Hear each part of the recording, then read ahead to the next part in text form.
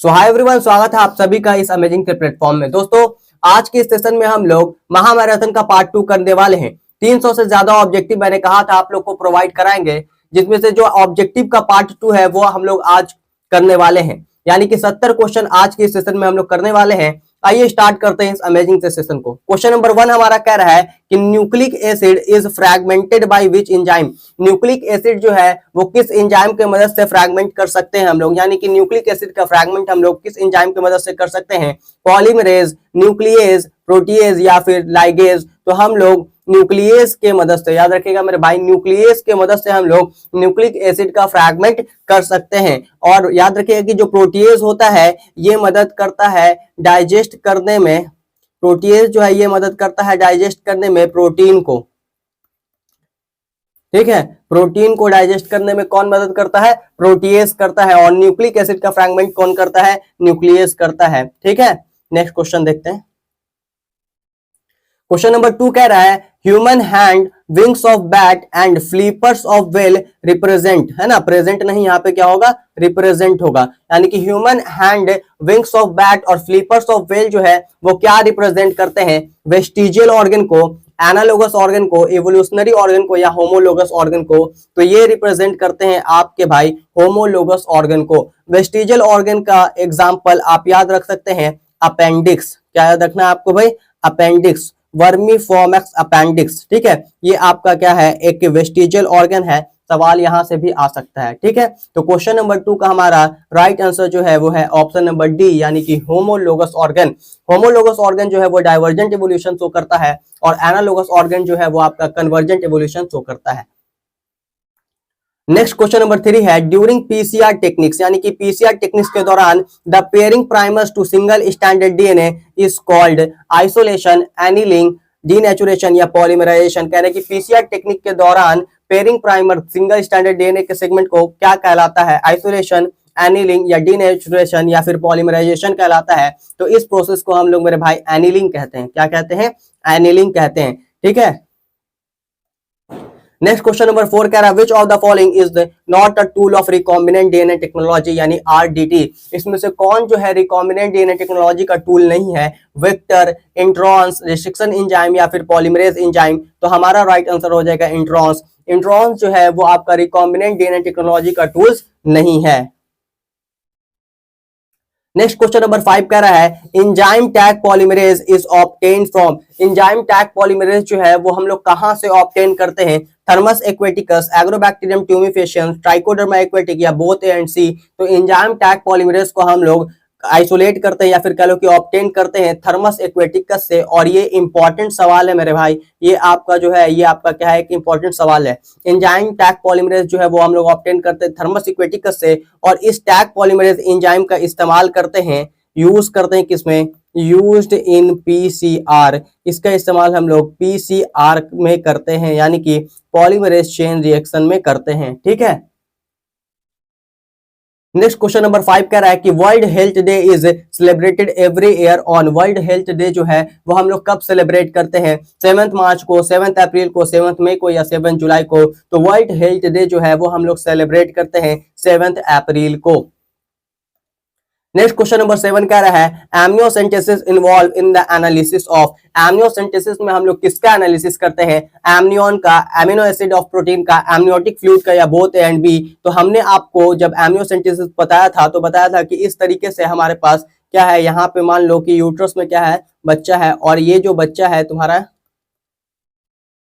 तो ये इसका क्या होता है, कुछ सेल जो है छुट छुट के यहाँ पे जो फ्लूइड्स होते हैं उसमें आ जाता है। और इस फ्लूइड्स को हम लोग क्या कहते हैं? एमनियोटिक फ्लूइड कहते हैं। एमनियोटिक फ्लूइड कहते हैं। और इसी एमनियोटिक फ्लूइड को निकाल लिया जाता है और इसमें जो फीटस का सेल है वो भी साथ ही साथ हमारे पास क्या होता है? आ जाता है। और उससे हम लोग जो है सेल मिल गया तो भाई क्रोमोसोम देख लेंगे कि क्रोमोसोम क्या है, XX है या XY है। और इस तरीके से लोग सेक्स डिटर्मिनेशन भी कर ले रहे थे।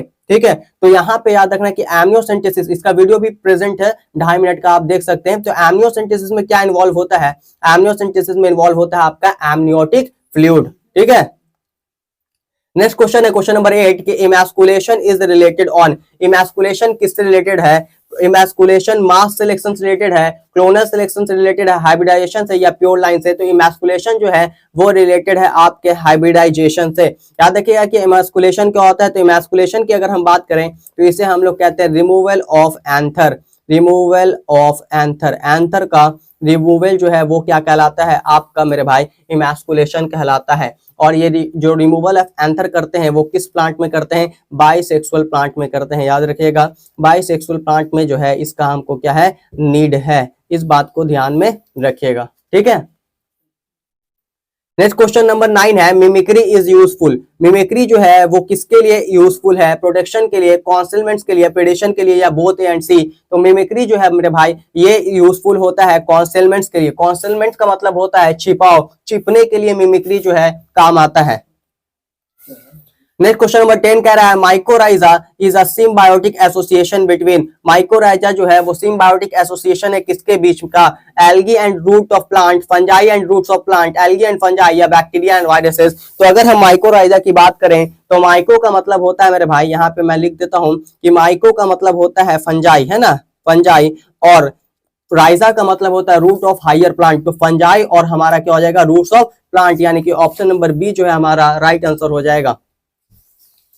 नेक्स्ट क्वेश्चन नंबर 11 कह रहा है कि म्यूचुअलिज्म अकर बिटवीन। म्यूचुअलिज्म जो है वो किसके बीच में होता है? E coli and human, butterfly and flower, जू क्लोरेलाई एंड हाइड्रा, या hermit crab and C anemone? तो म्यूचुअलिज्म जो है वो आपको जू क्लोरेलाई एंड हाइड्रा के बीच में देखने को मिलता है, यानी कि option number C is our right answer. PH of acid rain is below. अब आपसे पूछा कि पीएच ऑफ एसिड रेन जो है, यानी एसिड रेन का जो पीएच होता है वो किसके नीचे होता है? तो पीएच जो होता है एसिड रेन का वो लगभग आपका 4.2 के आसपास होता है, यानी कि 4 के आसपास आपका पीएच जो है एसिड रेन का होता है। तो 4 के आसपास कहने का मतलब कि 5.6 के क्या होगा, नीचे होगा। Option number A is our right answer. Next है question number 13, photochemical smog consist of. Repeated question है, ये क्वेश्चन बहुत बार रिपीट करता है कि photochemical smog consist of. Photochemical smog में क्या क्या होता है?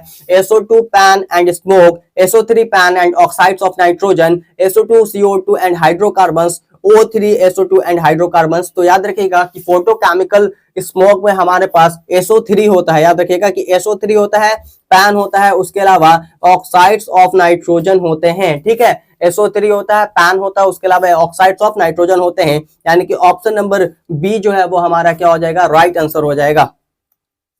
नेक्स्ट क्वेश्चन नंबर 14 कह रहा है capacitation is a natural process occur in.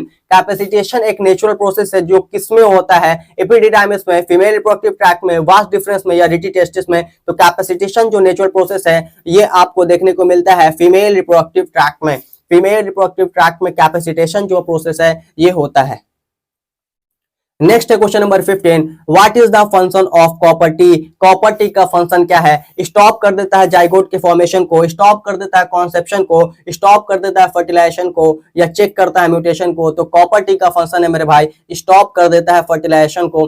Fertilisation और इम्प्लांटेशन नहीं होने देता है। सिंपल है कि फर्टिलाइजेशन होगा ही नहीं तो इम्प्लांटेशन तो दूर दूर तक नहीं सोचिए आप। Genital warts are spread by which of the following. Genital warts जो है वो किसके द्वारा स्प्रेड होता है? Hepatitis A, herpes virus, trichomonas, या पैपिलोमा वायरस? तो याद रखिएगा मेरे भाई कि जेनाइटल वॉर्ट्स जो है वो स्प्रेड होता है ह्यूमन पैपिलोमा वायरस यानी कि HPV वायरस के द्वारा, यानी कि हमारा राइट आंसर हो जाएगा option number B. Next question है DNA recombinant technology. DNA recombinant technology uses, यानी कि डीएनए रिकॉम्बिनेंट टेक्नोलॉजी में हम लोग किसका किसका इस्तेमाल करते हैं? इससे पहले जो सवाल आया था वो आया था कि डीएनए रिकॉम्बिनेंट टेक्नोलॉजी में हम लोग किसका इस्तेमाल नहीं करते हैं, और यहाँ बोल रहा है कि किसका इस्तेमाल करते हैं। तो क्लोनिंग वेक्टर का इस्तेमाल करते हैं, बिल्कुल, है ना। क्लोनिंग सॉरी क्लोनिंग वेक्टर हमको चाहिए होता है। उसके अलावा restriction endonuclease and DNA ligase भाई चाहिए। अगर रिस्ट्रिक्शन इंडोन्यूक्लियस नहीं होगा तो कट किससे लगाओगे, और लाइगेज नहीं होगा तो जोड़ोगे कैसे? जेल इलेक्ट्रोफोरेसिस भी करना पड़ेगा। तो राइट आंसर हो जाएगा ऑल ऑफ दिस, यानी कि option number D is our right answer, ठीक है। नेक्स्ट है question number 18, genetically engineered bacteria are being employed for production of progesterone के प्रोजेक्शन के लिए, या इंसुलिन के प्रोडक्शन के लिए, या फिर एस्ट्रोजन के प्रोडक्शन के लिए, या फिर थायरॉक्सिन के प्रोडक्शन के लिए? तो यहाँ पे याद रखिएगा कि इंसुलिन के प्रोडक्शन के लिए। और एक बात को और याद रखिएगा कि ह्यूमन इंसुलिन जो है ह्यूमन इंसुलिन जिसको बनाता है एक अमेरिका का company, American human insulin American company जिसको बनाता है ना। इस ह्यूमन इंसुलिन को हम लोग ह्यूमुलिन के नाम से भी जानते हैं। ये सवाल आता है कि human insulin is also known as humulin, और इसके बनाता है एक अमेरिकन कंपनी जिसका नाम है एली लिली। क्या नाम है? एली लिली, जो कि एक अमेरिकन कंपनी है। ठीक है। नेक्स्ट क्वेश्चन नंबर 19 है, which vector can clone only a small fragments of DNA. कौन सा वेक्टर जो है सिर्फ और सिर्फ क्लोन करता है स्मॉल फ्रैगमेंट्स ऑफ डीएनए को? कॉस्मिड, प्लाज्मिड या यैक? तो हमारा राइट आंसर हो जाएगा ऑप्शन नंबर सी, यानी कि प्लाज्मिड। नेक्स्ट है question number 20, which of the following restriction enzyme produce blunt and. अब आपसे पूछा है कि बताओ कौन सा रिस्ट्रिक्शन एंजाइम जो है वो प्रोड्यूस करता है ब्लंट एंड। तो याद रखिएगा मेरे भाई कि साल1, इको R5, हिंड 3 या XHO1। तो हमारा राइट आंसर हो जाएगा इको R5, यानी कि इको R5 जो है वो प्रोड्यूस करता है ब्लंट एंड। उसके अलावा याद रखिएगा कि हिंड 2 जो है, हिंड 2 आपका ये क्या है, ये भी जो है आपका ब्लंट एंड को ही प्रोड्यूस करता है, ब्लंट एंड प्रोड्यूस करता है। उसके अलावा एक और याद रखिएगा कि इको R1 जो है वो स्टिकी एंड प्रोड्यूस करता है, स्टिकी एंड। ठीक है, ये कैसा एंड प्रोड्यूस करता है? स्टिकी एंड जो है आपका प्रोड्यूस करता है। और हिंड 2 जो है ना हमारा, कहाँ गया भाई? हिंड 2 जो है हमारा ये क्या है? फर्स्ट रिस्ट्रिक्शन एंडोन्यूक्लियस है, यानी फर्स्ट रिस्ट्रिक्शन एंजाइम जो है वो हमारा क्या है? हिंड 2 है। ठीक है। नेक्स्ट क्वेश्चन है 21 number, which of the following is not a method of in Situ conservation of biodiversity. आपसे पूछा कि बताओ इनमें से कौन जो है इन सिटू कंजर्वेशन ऑफ बायोडायवर्सिटी का मेथड नहीं है। यानी कि आपसे क्या पूछा है मेरे भाई? आपसे पूछा है एक्स सिटू कंजर्वेशन, आपसे एक C2 कंजर्वेशन का एग्जांपल पूछा है, botanical garden, biosphere reserve, sacred group या वाइल्ड लाइफ सेंचुरी। तो हमारा राइट आंसर हो जाएगा ऑप्शन नंबर ए, यानी कि बोटैनिकल गार्डन। बोटैनिकल गार्डन जो है ये आपका एग्जांपल है एक C2 कंजर्वेशन का। नेक्स्ट है, azolla form symbiotic relationship with. Azolla जो है वो सिम्बायोटिक रिलेशनशिप किसके साथ बनाता है? एजोस्पिरिलम, एनाबीना, राइजोबियम या नॉस्टॉक। तो ये सिम्बायोटिक रिलेशनशिप बनाता है एनाबीना के साथ, यानी कि ऑप्शन नंबर बी जो है right answer. Capital cells show, capital cells क्या शो करते हैं? Mitosis cell division, meiosis cell division, endomitosis cell division या इंडोमाइटोसिस एंड पॉलीप्लॉइडी। तो जो कैपिटल सेल्स हैं वो शो करते हैं इंडोमाइटोसिस एंड पॉलीप्लॉइडी। नेक्स्ट है question number 24, what is form from megaspore mother cell. Megaspore mother cell से क्या बनता है? तो मेगास्पोर मदर सेल से क्या बनता है मेरे भाई? मेगास्पोर मदर सेल से बनता है मेगास्पोर। क्या बनता है? मेगास्पोर। और किसके थ्रू बनता है? मियोसिस के थ्रू बनता है। याद रखिएगा मियोसिस के थ्रू बनता है, और इस प्रोसेस को हम लोग कहते हैं मेगास्पोरोजेनेसिस। क्या कहते हैं? मेगास्पोरोजेनेसिस कहते हैं, मेगास्पोरोजेनेसिस इस प्रोसेस को हम लोग कहते हैं। तो हमारा राइट आंसर हो जाएगा मेगास्पोरेंजियम, चलाजा, मेगास्पोर या माइक्रोस्पोर। तो राइट आंसर हो जाएगा हमारा मेगास्पोर। ठीक है। नेक्स्ट है, the oestrus cycle possess by female animal is. यानी कि ईस्टर साइकिल्स हमको किसमें देखने को मिलता है? Monkey, human, both A and B या काव। तो ईस्टर साइकिल जो है वो हमको देखने को मिलेगा किसमें मेरे भाई? ईस्टर साइकिल जो है वो काव में होता है। मंकी और ह्यूमन की बात करें तो इनमें मेंस्ट्रुअल साइकिल रन करता है ना? कौन सा साइकिल रन करता है? Menstrual cycle. नेक्स्ट है, acrosome of human sperm is formed from. Acrosome जो है ह्यूमन स्पर्म का वो किससे बनता है? न्यूक्लियस से, लाइसोसोम से, गोल्जी बॉडी से या एंडोप्लाज्मिक रेटिकुलम से। तो डायग्राम वाले सेशन में भी बताया था मैंने कि एक्रोसोम जो है ह्यूमन स्पर्म का वो बनता है गोल्जी बॉडी से। किससे बनता है? गोल्जी बॉडी से, जब स्पर्मेटिड से स्पर्म बनता है उस दौरान। ठीक है। उसके अलावा जो सेंट्रियोल है वो क्या करता है? न्यूक्लियस का फॉर्मेशन करता है, ये भी बता चुके हैं डायग्राम वाले सेशन में। The placenta in human is formed by. Placenta जो है ह्यूमन का वो किसके द्वारा फॉर्म्ड होता है, यानी कि बनता है? एमनियन, एलेंटोइस, कोरियन या कोरियन और एलेंटोइस। तो हमारा राइट आंसर हो जाएगा कोरियन। कोरियन के द्वारा जो है प्लेसेंटा ह्यूमन का फॉर्म्ड होता है। नेक्स्ट है, इन एंजियोस्पर्मिक प्लांट, यानी कि एंजियोस्पर्मिक प्लांट में male gamete is formed by the division of. Male gamete किसके डिवीजन से बनता है? तो एंजियोस्पर्म में मेल गैमेट जो है वो जनरेटिव सेल के डिवीजन से बनता है। वेरी इंपॉर्टेंट है भाई कि मेल गैमेट जो है एंजियोस्पर्मिक प्लांट में वो किसके डिवीजन से बनता है? जनरेटिव सेल जो है वो क्या करते हैं? जनरेटिव सेल जो है माइटोसिस डिवीजन करते हैं और 2 मेल गैमेट बनाते हैं। माइटोसिस डिवीजन करके क्या करते हैं? 2 मेल गैमेट बनाते हैं। इस बात को याद रखिएगा, 2 मेल गैमेट क्या करते हैं? फॉर्म करते हैं। इस बात को याद रखिएगा। नेक्स्ट है, hoolock gibbon is found in, hoolock gibbon जो है वो कहाँ पाया जाता है? गिर नेशनल पार्क में, हजारीबाग नेशनल पार्क में, कॉर्बेट नेशनल पार्क में या काजीरंगा बर्ड सेंचुरी में? तो याद रखिएगा मेरे भाई कि हुलुक गिबन जो है वो आपका पाया जाता है काजीरंगा नेशनल पार्क में, है ना, काजीरंगा नेशनल पार्क में, यानी काजीरंगा बर्ड सेंचुरी भी कह लो। What is antelope cervicapra? क्या है आपका antelope cervicapra? Vulnerable species है, इंडेंजर्ड स्पीसीज है, एक्सटिंक्ट स्पीसीज है या क्रिटिकली इंडेंजर्ड स्पीसीज है? तो एंटीलोप वर्बी कैप्रा जो है ये आपका इंडेंजर्ड स्पीसीज है। कैसा स्पीसीज है मेरे भाई? ये आपका इंडेंजर्ड स्पीसीज है, मतलब वैसा स्पीसीज जो कि खतरे में है। नेक्स्ट है कि species listed in red data book, किस तरीके के स्पीसीज को लिस्ट किया जाता है रेड डाटा बुक में? वल्नरेबल डिजीज को, वल्नरेबल स्पीसीज को, थ्रेटेंड स्पीसीज को, एंडेंजर्ड स्पीसीज को या ऑल ऑफ दिस? तो ये सभी स्पीसीज का जो लिस्ट है वो किस में रहता है? रेड डाटा बुक में उसको क्या किया जाता है? लिस्टेड किया जाता है। 32 नंबर क्वेश्चन है, world conservation day is observed on, world conservation day जो है वो कब ऑब्जर्व किया गया? 3 दिसंबर को, 29 दिसंबर को, 26 दिसंबर को या 5 जून को? तो इसमें से हमको लगता है कि कुछ नहीं होगा। वो जो आपका वर्ल्ड कंजर्वेशन डे का कहानी है वो आपका जुलाई का है, ठीक है, ये आपका जुलाई का है, लगभग 28 जुलाई। एक बार इसको जो है वो क्या कीजिएगा? रीचेक कर लीजिएगा मेरे भाई, क्योंकि ये डाटा बेस्ड है। ओके,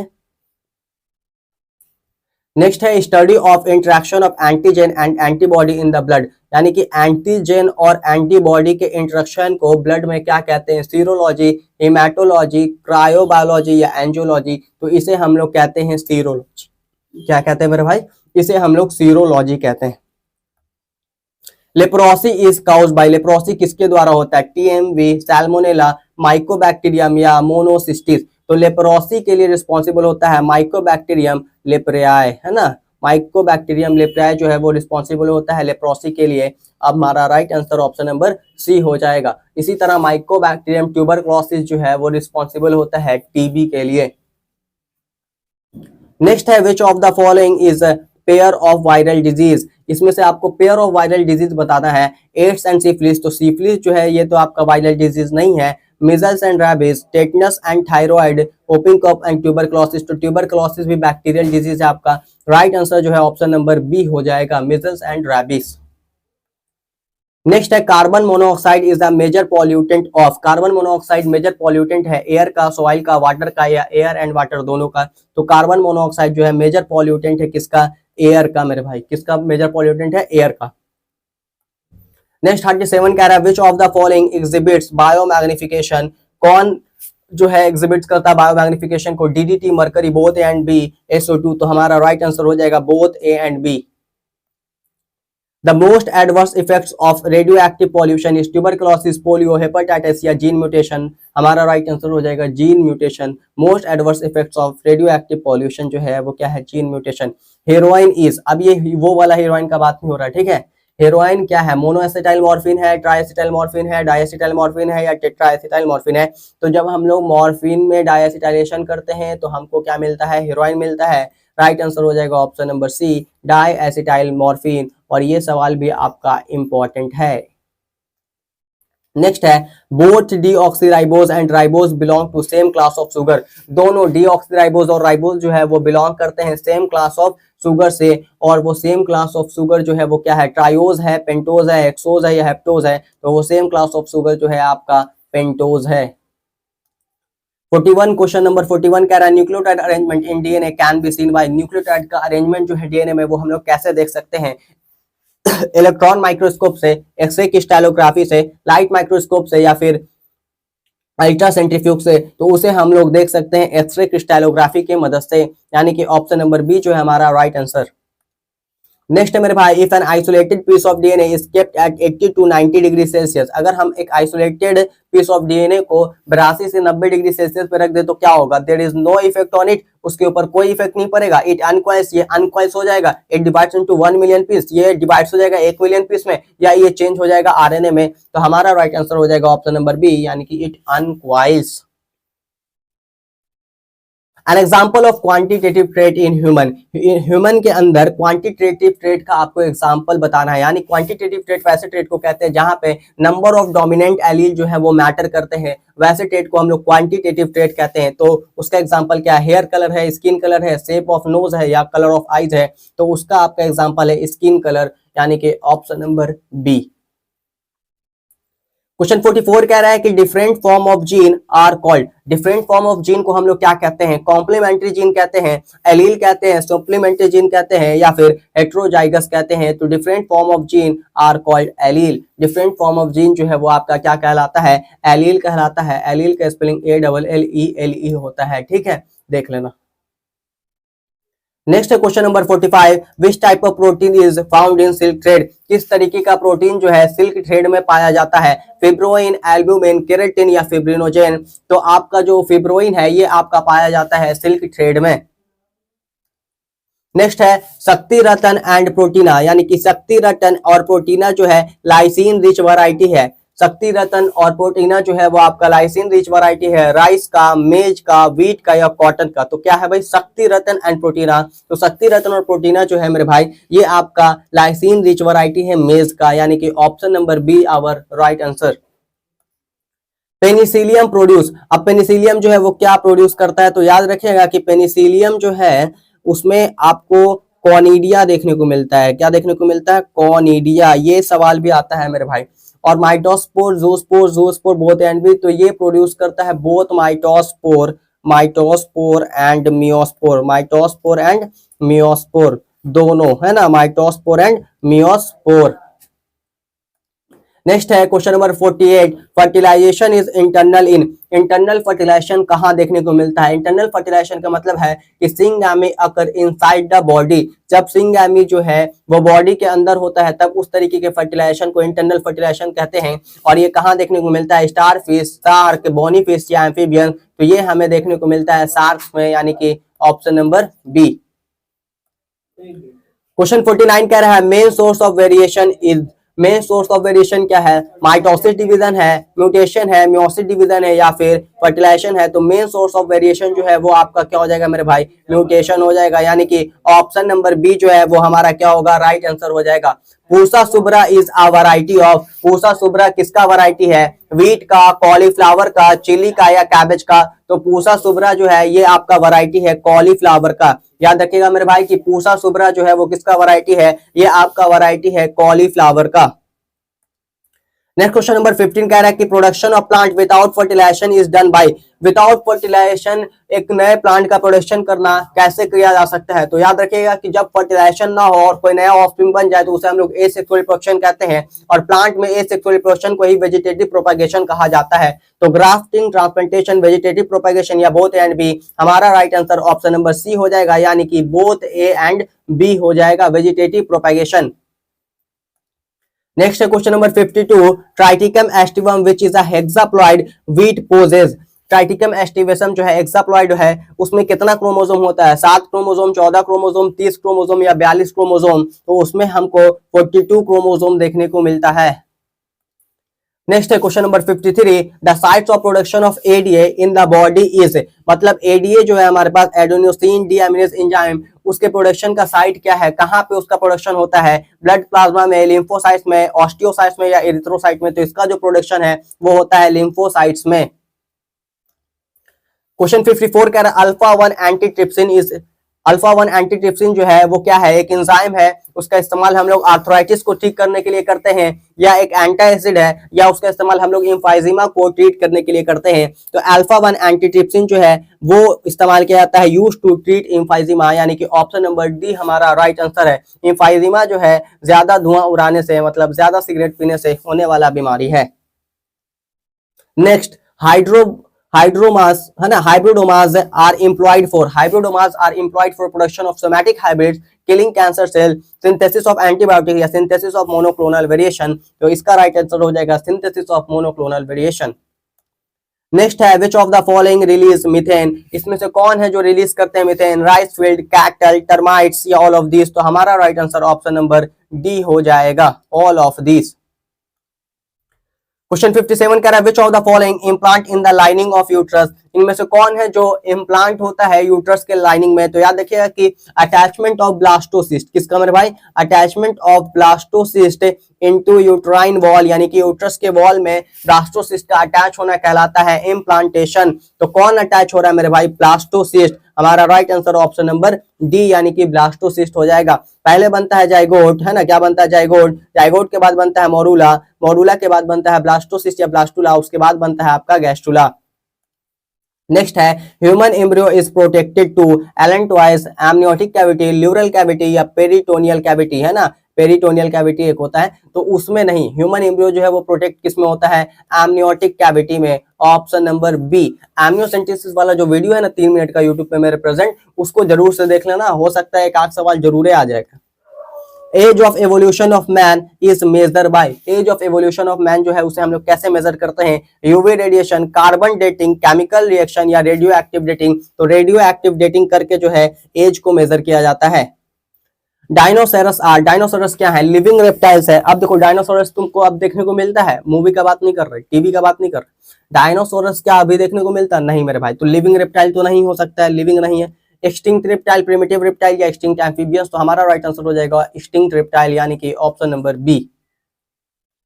नेक्स्ट है कि cenozoic era is known as, cenozoic era जो है वो क्या कहलाता है? Age of mammals and modern flora, flora कहने का मतलब कि plants, age of amphibians and lycopods, age of mammals and reptiles, age of mammals and gymnosperm. तो हमारा राइट आंसर हो जाएगा age of mammals and modern flora. DNA formed from RNA is called, अगर RNA से DNA बनता है तो वो क्या कहलाता है? वो आपका कहलाता है सी डीएनए। क्या कहलाता है मेरे भाई? वो आपका सी डीएनए कहलाता है, यानी कि option number D is our right answer, है ना, ये क्या है? डी है। Enzyme require for polymerase chain reaction, देखिए एक सवाल वापस आया है कि कौन सा एंजाइम जो है पीसीआर यानी पॉलीमरेज चेन रिएक्शन के लिए रिस्पॉन्सिबल होता है, यानी कि रिक्वायर होता है, तो वो कौन सा? इंडोन्यूक्लियस, आरएनए पॉलीमरेज, राइबोन्यूक्लियस या टैक पॉलीमरेज। इसका right answer option number D यानी कि टैक पॉलीमरेज हो जाएगा। नेक्स्ट है when carpel is attach together with gynoecium is called, कह रहा है कि अगर जो कार्पेल है वो एक साथ अटैच होगा इस तरीके से, तो उसे हम लोग क्या कहेंगे? उसे हम लोग क्या कहेंगे? जब ये एक साथ इस तरीके से अटैच होगा तो उसे हम लोग क्या कहेंगे? एपोकार्पस, सिनकार्पस, मोनोकार्पेलिडी या मल्टीकार्पेलिडी, तो उसे हम लोग सिनकार्पस कहेंगे, यानी कि ऑप्शन नंबर बी हमारा राइट आंसर हो जाएगा। नेक्स्ट है 65 in human ringworm disease is caused bye, human में जो रिंगवर्म डिजीज होता है वो किसके कारण होता है? बैक्टीरिया, फंजाई, वायरस या वर्म्स, तो वो डिजीज फंजाई के द्वारा होता है। Option number B is our right answer.